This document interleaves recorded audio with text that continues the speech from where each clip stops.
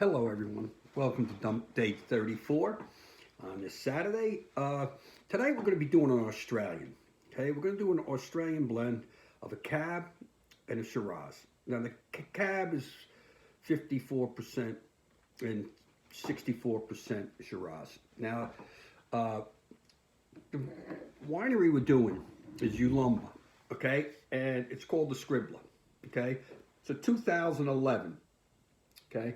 Now this wine, Australian wines got popular in the 80s, and most people tend to think they're inexpensive wines, but they can be very expensive wines. And this one here sells for about $16. It's rated in 89. Then they have three different regions, okay? The most popular and famous region is where this is from. This is a Barossa. The Barossa Valley, then you have Eden Valley, and then you have Southern Australia. Now, where Yalumba is. Now, all of Australia, they have like 12,400 acres. This is a 30-acre vineyard. This was founded by Samuel Smith. He was a British brewer, who got on a clipper ship with his wife Mary and four children in the mid-1800s, 1840s, 7 or 8, went to Australia. And then, it was like San Francisco fine gold. He worked as a gardener for a wealthiest state, and he wanted to go get gold, so he went to get, he hit it good. He made $300 back in the 1850s. So he went back and he bought 30 acres of property in the Barossa Valley. And he went there, and it's good soils. It's a Terra Rossa soil, and it has artesian water, and the water and that soil drains very well. So it's excellent for grapes. And that's a climate. There's not too many parts of Australia that can have warm and cooling climates at the same time, which this has. So you got warm day and cool at night, which we say is great. It has good soil, which we've been talking about drainage. Okay, and what he did in 62, well, Samuel, and then he had his brother, his son, he had three sons back in the 1860s, 70s. They started it, his boys started, and then one of them died in a plane crash, and then another one, but the family kept going. It's 5 generations. It's the oldest family-run vineyard in Australia. It's been 5 generations. His daughter, one of the daughters now runs it, and Robert Smith, he's a CEO. They must sell 30 different wines. They do almost 1 million bottles a year in wines and ports. And this is like a $17 bottle, which is rates an 80 knot. Okay. They have bottles of wine. They have the clay that sells for about, named after the great-grandfather, that sells for about $200 a bottle, which is a very good wine. He has a lot of wines at 100, 80, 70, 60. They do every year, they try to do a signature wine, a heritage wine, and this wine is a signature wine that they do. This was 2011. This is the mix, because they've always been a believer, this family, and they've always made a blend, because they believe the structure of the Cabernet, put with a Shiraz, which is the playful, more of a livelier wine, and the other one's structured. Put them together, it's like, Ginger Rogers and Fred Astaire, it works. So the grapes are hand-picked. They do an open stainless steel fermentation. Now, with that fermentation, they play with the grapes. They plunger them, and sometimes they'll see how the grape grows, what the conditions are of the weather, okay? Because you get too much rain, that's what we worry about, right?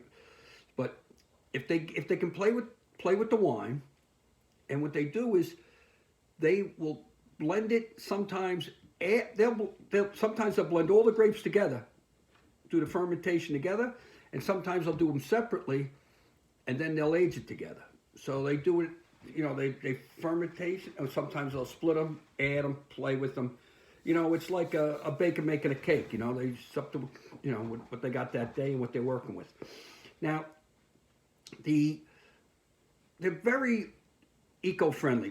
This family, for every acre they have since the 90s, every acre that they go to grow, they set aside an acre of native vegetation, and they understand the water system because they got the water there. So they use the artesian water, and they're very careful how they use waters, how they do. And this soil's such a great soil. It drains, so you don't have to worry about the roots. And this wine, we're going to pour some now. We'll check it out. Now, Australian wines. The best wine I ever had. I was at a wine tasting years ago at a charity for a wine institute, and I went with a very renowned wine taster. He invited myself and a buddy of mine to go. We went, and I took a couple courses with him, and he had. So when you go with somebody like that, he knows Robert Parker. I mean, he's at that level. So we go in, and they open up. We go up to the Penfolds, and they open up 64 Penfolds. I go, wow, this is unbelievable. So I said to the guy, "Where does this go for a bottle?" He goes, "Oh, you get it for about $80." Oh no. So I go home I get to work the next day. I call around, can't find the wine, and when you find it, it's like 400. Right? Today I looked up that wine, Penfolds Bin 94, the Grange. It was $2,500 a bottle. Okay, and this company here, they make wines today. Their 2012 of their clay sells for about $200 a bottle, and 2012 was a good Australian vintage. So the Australians make great wines, and Antonori, who I met at that same tasting, he is he does a lot with Smith here. It's the same Samuel Smith's great grandson, Robert Smith, who's a great winemaker. And they came out with a white, a Voltaire, about 12 years ago from Louis Rosa, who made it. And it's this lady winemaker. She's probably one of the best winemakers in the world. Now, this you could have. This is, once again, the reds with the food. We're going to be talking the lambs again, the mushrooms. And let's see what we got here. This is aged in oak for 12 months. And you know how they do their oaks? They have their winemakers. They make their own barrels right there, most of these places. This one definitely makes their own barrels. They'll use different oaks. They'll use American oak, Italian oak, Australian oak. They might blend 7 or 8 different oaks because they feel that oak is the one that's giving it the taste. So this has got back to my berries and chocolates. Smell some cocoa. Almost smell like an assis in there, like an anisette, like a licorice or something. It's good. Killed 2 birds with 1 stone.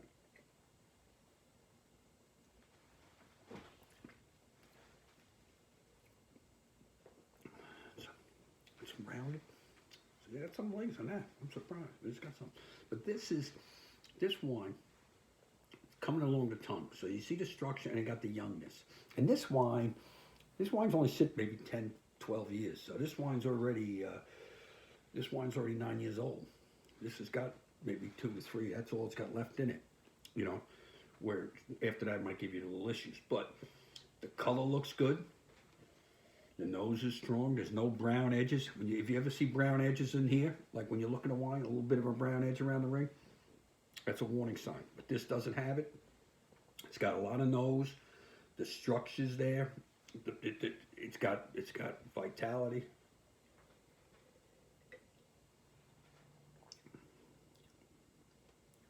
Got plum.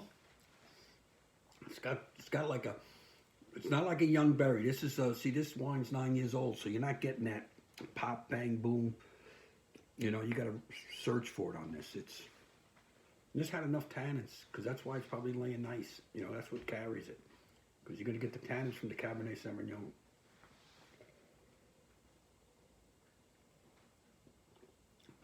They make 30 wines, this vineyard. They make close to 1 million bottles a year of wine. And it's a very, very family run. It's amazing how many of these vineyards are family run. You know, the daughters, the sons, the granddaughter, everybody gets involved. And they don't make it the same way. They just keep, like they've been using yeast the last 20 years, you know. They stay cutting edge, because years ago people wanted more fruits. Now they don't want fruits. They want this. They're very attuned to what people want and needs, and go for it. This is a nice wine. It drinks. This is a medium body. It's like, with the big red color and the berry thing, but because of the age of it, being 11 years old, being more cab than Shiraz, this is a medium to full, but it's got good color, nice fruit. This should just be good, almost just as good to smell as to drink. You know, it's not supposed to be eating chocolate licorice. I can smell it here. Well, this is good, and thanks again for having me in your home. And it's a good Australian, right from the land down under. Okay. So listen, everybody. Each day we get a day closer to this thing might be over. Okay. Let's just keep praying, hoping. Do the right thing. Distance. Wear the mask if you have to go. Well, that's law, but you should be wearing a mask. You should be staying away. Isolate, isolate, isolate, isolate. I can't say it enough. I should be saying isolate as much as I say berries and mushrooms and having lamb and some cheese with this. But, and let's keep in our prayers everyone we love and cherish. And let's not forget the heroes on the front line and everyone out there who's making our life better, whether delivering groceries, working in nursing homes, helping people. Let's, take our hats off to them and pray for them. Pray for them before dinner, and pray for them when your head hits a pillow. Okay? God bless, and have a great night. Bye.